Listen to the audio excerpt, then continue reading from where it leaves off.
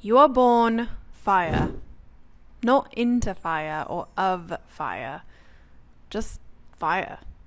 Before you existed in flesh or shadow, you are Maya, a being of pure spirit, one of the lesser Anir, children of Iru Luvatar's divine thought.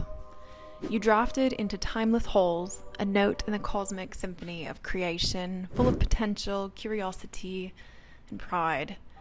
You are a creature of light and music, not violence or terror, but then Melkor, the first Dark Lord, original bad guy, called you. His voice was a promise and a threat wrapped into one. Come, he says, be greater than a mere melody. Come, be power, fear, and flame. You followed. Rather, you fell. The fall wasn't instant. It was slow, like magma cooling and hardening. First, a spark of anger, and then ambition. And then the shadow crept into your form, and the flame turned black. Melkor reshaped you into the deepest furnaces of Itomnu, where light dared not enter. You became the embodiment of terror, a creature of smoke, fire, and shadow. Your body was molten rock and burning coal, your eyes like pits of glowing embers. You were given a whip, a weapon of many thongs, coiled and ready to flash out. Wings? Yes, you had wings. Great, terrible wings, made not of feathers or flesh, but shadow and smoke. They could blot out the sun or stretch like darkness itself. Some still argue if those wings were real or just an extension of your shadow. You don't care, wings or not, you could fly and strike like a demon born of nightmares. And so you were born, not with mother's warmth, but with a forge's fury. You were Melkor's instrument of destruction, his enforcer, his wrath made manifest. You were a Balrog, a Valkyru, a power of fire and shadow. Your early days were brutal. You had no lullabies, no gentle guidance. You were raised on fear and fire. Your childhood was a constant lesson in death and domination. You were taught to roar so loud it would crack the mountains and send your enemies fleeing. You practiced your whiplashes until they could tear through stone and flesh alike. Your sparring partners were slaves and elves, both roasted and broken under your burning whip. It never lasts long. You learned to command terror. Your shadow fell before you did, and that shadow was enough to send armies fleeing. You were the living nightmare stalking the dark places of the world. But pride has a price. When Morgoth, the name Melkor earned after his fall, was defeated at the end of the First Age, you and your brethren were hunted down. Most of your kin were slain, banished, or driven into hiding. You fled beneath the misty mountains, nursing your bitterness and waiting for your chance to return. For centuries, you were forgotten, a whisper, a shadow in the dark. A cautionary tale told by brave dwarves and wandering elves. You became legend, a ghost story mothers told their children to keep them from wandering too far. Your true name, lost, replaced with fear and myth, Durin's bane. Then, in the depths of Khazad-dûm, your slumber was disturbed. Dwarves mining Mithril awoke you.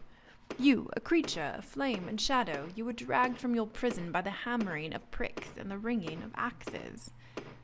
You roused, furious and hungry, and claimed the mountain as your own. You became a fortress of fire and fear.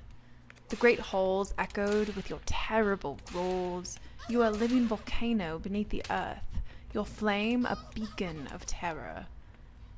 And then, because the universe loves irony, 9 travelers show up.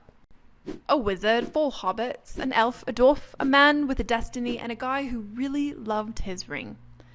They barge through your home like it's a public park, and you think, not today, tourists.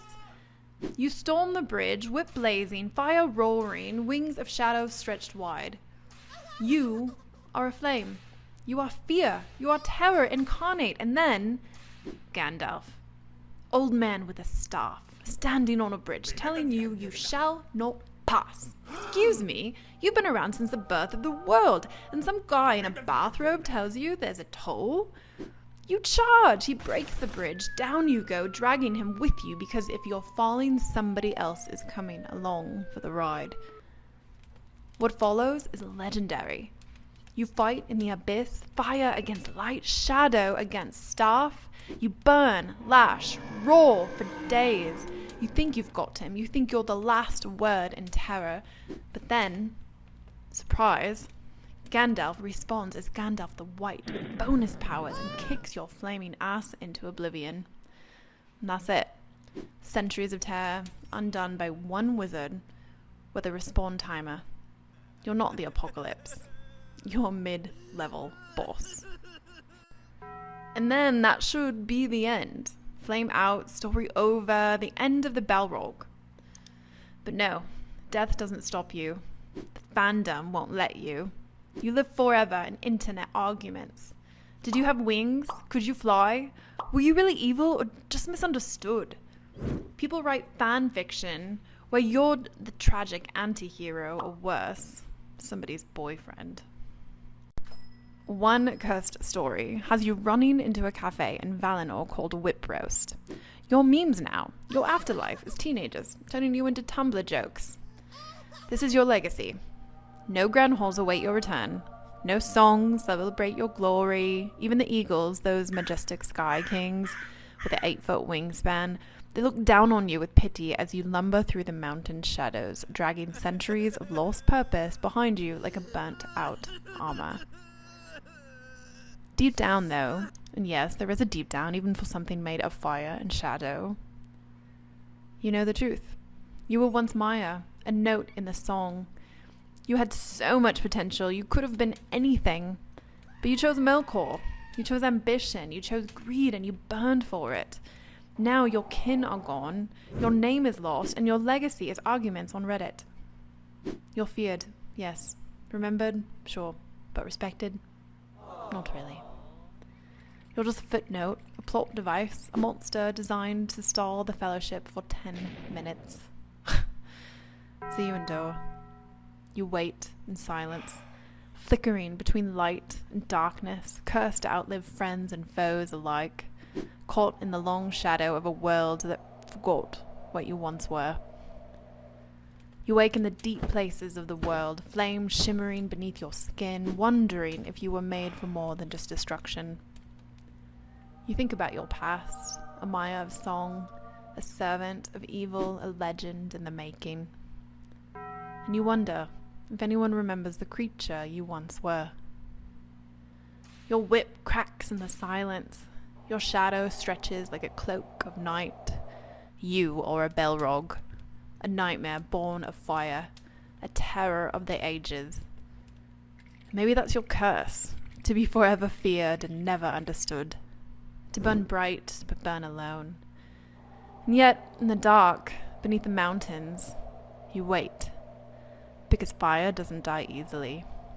It only sleeps.